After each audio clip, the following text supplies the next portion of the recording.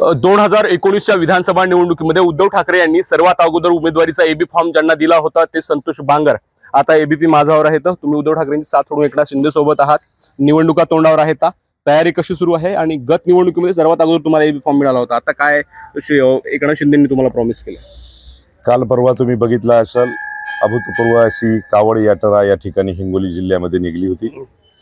त्या ठिकाणी सन्माननीय महाराष्ट्राचे मुख्यमंत्री एकनाथभाई शिंदे यांनी उमेदवारी त्या ठिकाणी म्हणजे जाहीर केली। म्हणजे उमेदवारच आम्ही आहोत आणि कामाला सुद्धा या ठिकाणी आम्ही लागलेले आहोत आणि प्रचाराची तयारी, निवडणुकीची तयारी, मला वाटते शिवसैनिकाला सदैव हा प्रचार आमचा चालूच असतो।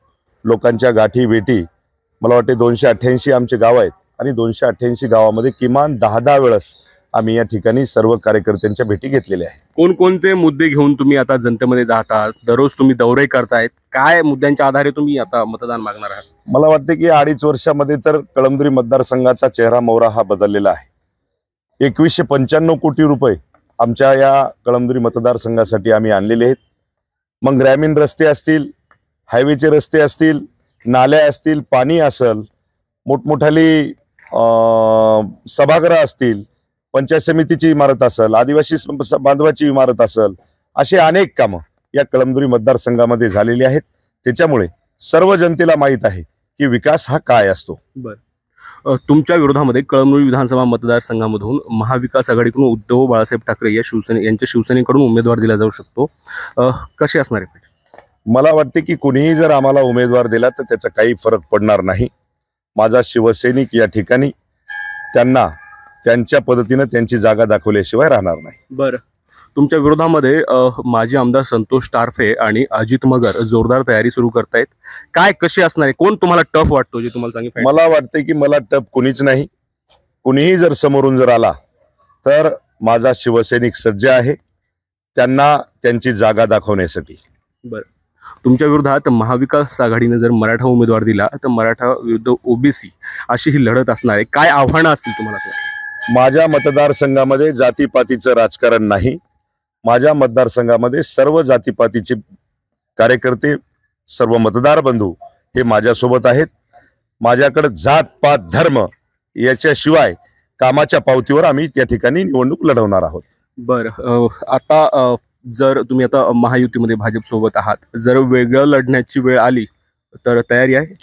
सन्माननीय महाराष्ट्राचे मुख्यमंत्री जे आम्हाला आदेश देतील त्या आदेशाचं आम्ही पालन करू। बरं, तुमचं नाव नेहमी चर्चेत राहिलं आहे, तुम्ही शिवीगाळ करणं नेहमी वादग्रस्त तुमचं नाव राहिलेलं आहे आणि त्याच मुद्द्याच्या आधारे विरोधकही तुमच्यावर वारंवार आरोप करतात। मग ही निवडणूक कशी सोपी जाणार किंवा मला वाटते की विरोधकांनी काय बोलावं काय नाही ते त्यांचं ठरवत असतात। बरं, आणि राहिला ॲग्रेसिव्ह होणं, थोडंसं ज्या पद्धतीनं मी बोलतोय, मला वाटते की संतोष बांगर वैयक्तिक स्वार्थासाठी कधीच बोलला नाही। सर्वसामान्य लोकांसाठी, सर्वसामान्यांच्या हितासाठी जे काही कोणी काम करत नसेल त्याच्यावर तुम्हाला सांगतो की ॲग्रेसिव्ह थोडंसं होत असतो, पण सर्वसामान्य जनतेसाठी ही भूमिका माझी असते। बरं, या विधानसभा निवडणुकीमध्ये महायुतीच्या किती जागा निवडून येतील असं तुम्हाला वाटतं?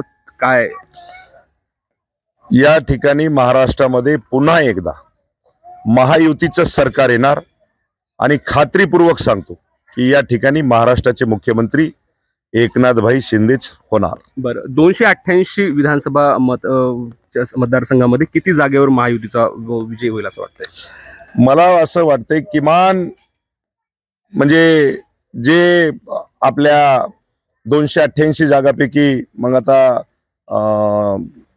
शिवसेना, भारतीय जनता पार्टी आणि अजितदादा, मला तरी असं वाटतं की किमान 200+ या जागा आम्ही जितू। निश्चित। तर हे आहेत कळमनुरी विधानसभेचे आमदार संतोष बांगर। या विधानसभा निवडणुकीमध्ये 200हून अधिक जागा महायुती जे त्या जागावर महायुतीचा विजय होईल अशी माहिती त्यांनी एबीपी माझाशी बोलताना दिली आहे। कॅमेरा पर्सन आकाश माधव दिप्के, एबीपी माझा, हिंगोली। एबीपी माझा, उघडा डोळे बघा नीट।